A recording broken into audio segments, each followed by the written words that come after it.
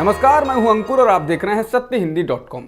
आइए एक नजर डालते हैं अब तक की सुर्खियों पर। बीजेपी के साथ सरकार गिराकर महागठबंधन के साथ सरकार बनाने वाले नीतीश कुमार ने आज उप मुख्यमंत्री तेजस्वी यादव के 10 लाख नौकरियां देने के वादे को समर्थन दिया और इसके साथ एक कदम आगे का ऐलान कर दिया।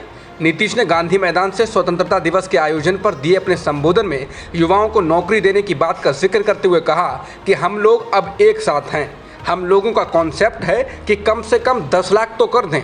नौकरी और रोजगार दोनों का इंतजाम इतना कराएंगे कि 10 लाख क्या, हम लोगों का मन है कि इसे 20 लाख तक पहुंचाया जाए। चाहे ये नौकरी सरकारी हो या उससे बाहर रोजगार, दोनों का इंतजाम करवाएंगे। इसके लिए काम करेंगे। बता दें, चुनाव के वक्त तेजस्वी यादव ने वादा किया था कि अगर महागठबंधन की सरकार बनी तो 10 लाख नौकरियां दी जाएंगी। और जैसे ही नीतीश के साथ वो सरकार में आए तो मीडिया से लेकर बाकी लोग नौकरियों को लेकर उनसे सवाल पूछने लगे। नीतीश कुमार के नौकरियों को लेकर ऐलान के बाद बिहार के उप मुख्यमंत्री तेजस्वी यादव ने ट्वीट कर मुख्यमंत्री नीतीश कुमार का धन्यवाद दिया। इसके साथ ही उन्होंने कहा कि अभिभावक आदरणीय मुख्यमंत्री श्री नीतीश कुमार जी का 76वें स्वतंत्रता दिवस के अवसर पर पटना के गांधी मैदान से ऐतिहासिक ऐलान, 10 लाख नौकरियों के बाद 10 लाख अतिरिक्त नौकरियां दूसरी अन्य व्यवस्थाओं से दी जाएंगी। तेजस्वी ने पत्रकारों से बातचीत में कहा, ये एक ऐतिहासिक घोषणा है। उन्होंने गांधी मैदान से कहा कि 10 लाख नौकरियां दी जाएंगी और फिर इसे बढ़ाकर 20 लाख भी किया जाएगा। आप लोग उस पर क्यों नहीं बहस करते हैं? आज बिहार के हर नौजवान के दिल में जो उम्मीद थी, जो ख्वाहिश थी, उसको हम लोग साथ मिलकर पूरा कर रहे हैं। नीतीश कुमार के द्वारा नौकरियों को लेकर घोषणा के बाद बीजेपी नेता गिरिराज सिंह ने निशाना साधा। गिरिराज ने नीतीश के वीडियो को ट्वीट करने के साथ लिखा, इनका इतिहास और हम सभी का अनुभव कहता है ये इसमें भी यू टर्न ले लेंगे। भारत की आज़ादी को 75 साल पूरे हो गए हैं और देश आज 76वां स्वतंत्रता दिवस मना रहा है। इस मौके पर देश भर में तिरंगा फहराया जा रहा है।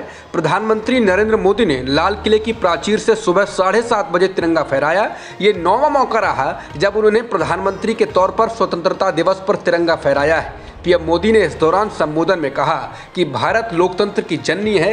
भारत ने साबित कर दिया है कि उसके पास एक अनमोल क्षमता है और अपनी 75 साल की यात्रा के दौरान देश ने कई चुनौतियों का सामना किया है। प्रधानमंत्री ने अपने संबोधन में महात्मा गांधी, नेताजी सुभाष चंद्र बोस, बाबा साहब आम्बेडकर और वीर सावरकर का नाम लेते हुए कहा कि इन लोगों ने कर्तव्य पथ पर खुद को खपा दिया। इस दौरान पीएम मोदी ने डॉक्टर राजेंद्र प्रसाद और नेहरू का भी जिक्र किया। उन्होंने कहा कि आज़ादी की लड़ाई लड़ने वाले और आज़ादी के बाद देश का निर्माण करने वाले डॉक्टर राजेंद्र प्रसाद हों, नेहरू हों, पटेल हों, श्यामा प्रसाद हों, लाल बहादुर शास्त्री जैसे अनगिनत महापुरुषों को आज नमन करने का अवसर है।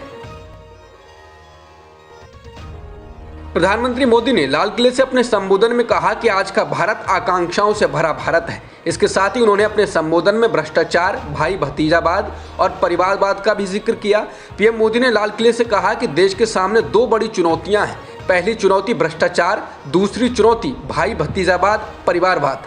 उन्होंने कहा कि भ्रष्टाचार देश को दीमक की तरह खोखला कर रहा है, उससे देश को लड़ना ही होगा।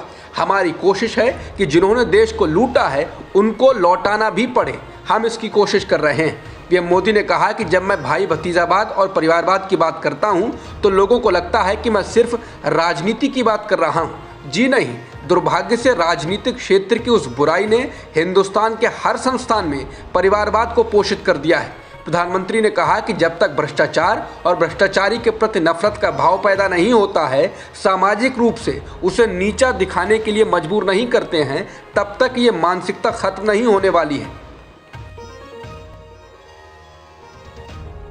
प्रधानमंत्री मोदी ने आज लाल किले से अपने संबोधन के दौरान अब 2047 तक के लक्ष्य निर्धारित कर दिए हैं। उन्होंने कहा कि देश को आज़ादी के 75वें वर्ष में 5 प्रण लेने चाहिए। उन्होंने कहा कि आने वाले 25 साल के लिए हमें उन 5 प्रणों पर अपनी शक्ति को केंद्रित करना होगा।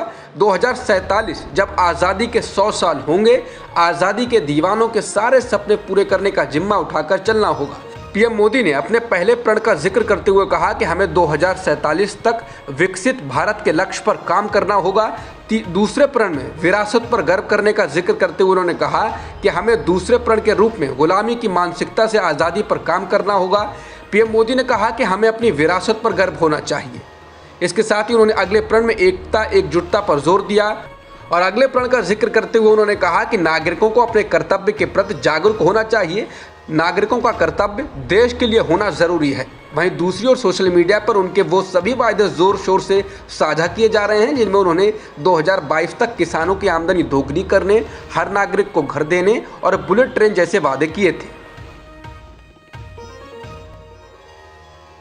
स्वतंत्रता दिवस के मौके पर कांग्रेस अध्यक्ष सोनिया गांधी ने संदेश जारी करते हुए देशवासियों को शुभकामनाएं दी हैं। कांग्रेस अध्यक्ष ने इसके साथ ही कहा कि हमने 75 सालों में दूरदर्शी नेताओं के नेतृत्व में अग्रणी देश के रूप में गौरवपूर्ण पहचान बनाई। उन्होंने कहा कि हमने 75 सालों में अनेक उपलब्धियां हासिल की, लेकिन आज की आत्ममुग्ध सरकार हमारे स्वतंत्रता सेनानियों के बलिदानों और देश के गौरवशाली उपलब्धियों को तुच्छ साबित करने में तुली हुई है, जिसे स्वीकार नहीं किया जा सकता है। कांग्रेस अध्यक्ष ने कहा कि राजनीतिक लाभ के लिए ऐतिहासिक तथ्यों पर कोई भी गलत बयानी तथा गांधी, नेहरू, पटेल, आजाद जी जैसे महान राष्ट्रीय नेताओं को झूठ के आधार पर कटघरे में खड़े करने के हर प्रयास का कांग्रेस विरोध करेगी। दिल्ली के मुख्यमंत्री अरविंद केजरीवाल ने आज कहा कि भारत के विकास के लिए मुफ्त शिक्षा और स्वास्थ्य सेवा महत्वपूर्ण है और इन कल्याणकारी योजनाओं को फ्रीबीज या रेवड़ी नहीं कहा जा सकता है। केजरीवाल ने कहा कि क्वालिटी एजुकेशन केवल एक जनरेशन में ही गरीबी को हटा सकती है। एक गरीब का बच्चा शिक्षा क्रांति के कारण दिल्ली में वकील या इंजीनियर बनने का सपना देख सकता है। दिल्ली सरकार के स्वतंत्रता दिवस समारोह में बोलते हुए मुख्यमंत्री ने पूछा, क्या उन्होंने गरीबों को मुफ्त शिक्षा और स्वास्थ्य सुविधाएं प्रदान करके कुछ गलत किया है? उन्होंने कहा कि हमने सरकारी अस्पतालों में बुनियादी ढांचे में सुधार किया है और मोहल्ला क्लिनिक स्थापित किए हैं। दिल्ली में सभी को मुफ्त स्वास्थ्य सेवा उपलब्ध है। लोगों को अच्छी स्वास्थ्य सेवा प्रदान करना मुफ्त की रेवड़ी नहीं है। बीजेपी की कर्नाटक सरकार के विज्ञापन में स्वतंत्रता सेनानियों की सूची में पूर्व प्रधानमंत्री जवाहरलाल नेहरू को शामिल न करने पर कांग्रेस ने जमकर हमला बोला है, जिसके बाद अब इस मामले में निशाना साधते हुए कांग्रेस नेता सिद्धरामैया ने कर्नाटक के मुख्यमंत्री बसवराज बोम्मई को आरएसएस का गुलाम बताया। उन्होंने कहा, यह दिखाता है कि एक मुख्यमंत्री अपनी कुर्सी बचाने के लिए कितना नीचे जा सकता है। सिद्धरामैया ने कहा कि बोम्मई को यह याद रखना चाहिए कि नेहरू ने लोगों को स्वतंत्रता आंदोलन में भाग लेने के लिए प्रेरित करने के वास्ते पत्र और किताबें लिखी, जबकि अंग्रेजों ने उन्हें 9 साल के लिए जेल में डाल दिया था। उन्होंने कहा कि ऐसा दिखता है कि आरएसएस उदास है क्योंकि नेहरू ने सावरकर की तरह अंग्रेजों से माफी नहीं मांगी और दया याचिका नहीं दी। महाराष्ट्र के नए नवेले सांस्कृतिक मंत्री सुधीर मुनगंटीवार मंत्रालय की जिम्मेदारी संभालते ही विवादों में आ गए। उन्होंने कार्यक्रम के दौरान कहा कि अब समय आ गया है कि हम हेलो शब्द का त्याग कर दें। आज़ादी के अमृत महोत्सव के कार्यक्रम में मुनगंटीवार ने ऐलान किया कि अब महाराष्ट्र के सभी सरकारी कार्यालयों में अधिकारी और कर्मचारी फोन पर अपनी बात की शुरुआत वंदे मातरम से करें। इसके लिए सरकारी आदेश जल्द ही जारी किया जाएगा। मुनगंटीवार के मुताबिक सरकारी दफ्तर में एक कर्मचारी के द्वारा दूसरे कर्मचारी से फोन पर बात करते वक्त वंदे मातरम कहना अनिवार्य होगा। उनके अनुसार इसकी शुरुआत हम एक जिले से करेंगे, उसके बाद पूरा महाराष्ट्र वंदे मातरम बोलेगा और एक दिन पूरा देश फोन पर हेलो की बजाय वंदे मातरम बोलेगा। उन्होंने कहा कि हेलो शब्द अंग्रेजी भाषा का शब्द है जो विदेशों से पैदा हुआ, लिहाजा इस शब्द का त्याग करना बहुत जरूरी है। अब तक की खबरों में इतना ही। बाकी खबरों के लिए बने रहिए सत्यहिंदी.com के साथ।